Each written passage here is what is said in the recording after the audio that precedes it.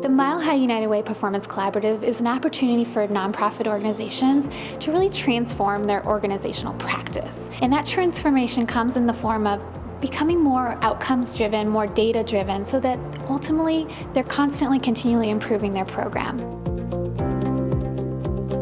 There are 5 organizations in the cohort this first year, all youth-serving agencies. When they came and told us that we were chosen, I mean, really, we were doing backflips because it aligned so perfectly with what the overall leadership of the organization needed to enhance what we were going to be doing in our strategic planning. Mile High United Way has certainly been investing in nonprofits for over 100 years now, and one of the greatest learnings we've gained is sometimes financial investment is just not enough.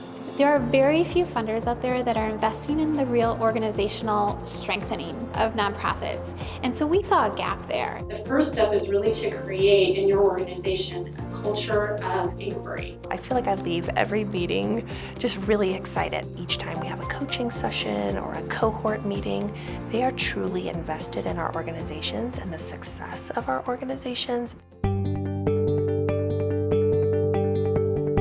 The first step of the process for us is to really assess readiness. What organizations will really thrive throughout this process? I think the commitment to this really needs to be at all levels of the organization. I think that's what was really exciting to us, was the idea to engage in some self-assessment, but to really learn from the Mile High United Way, coaches and experts, and just as important is other nonprofit leaders working in the sector and sharing what's worked for them, what are the challenges, and then coming up with some of our goals collectively. The second step is to really strengthen the program model. So in working with nonprofits, we find that a lot of nonprofits are doing great things, but very few have been able to really hone in on the right formula of the most optimal things to do to really get to impact. I think that young person's buy-in was critical to say, I don't want to do this anymore. That young man hit rock bottom. We have gotten a lot of support in redesigning our program model, which for us at Denver Urban Scholars has been really beneficial. Really making sure that what we're doing has a purpose and that purpose is tied to an outcome.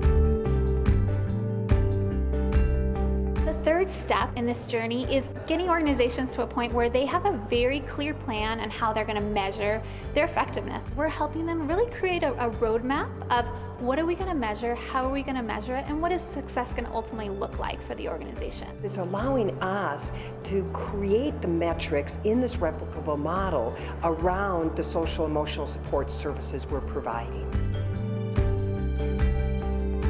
The final step, using data for improvement, is the most important step. You know, so many organizations out there are collecting piles of data, but it's so rarely used. So this is where we believe this process is so unique. It has provided us a real opportunity to deepen our relationship with our funders. Integrating the broader staff is so valuable in helping them to see that data is not an intimidating factor.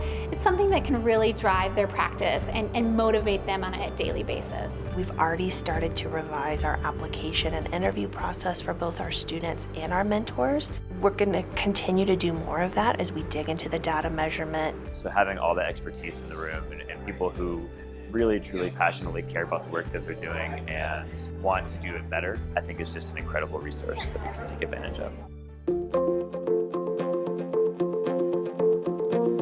We want greater impact for the children, families we serve. And we believe that, organizations that are really tight, have strong program models, have a strong way of measuring what they do so that ultimately learning continues to feed and the impact continues to strengthen, that we are doing that. As we know, funders really want to see that what they're funding makes a difference, and the work that we're doing on the front lines, we want to know is really having the impact that we're expecting to have.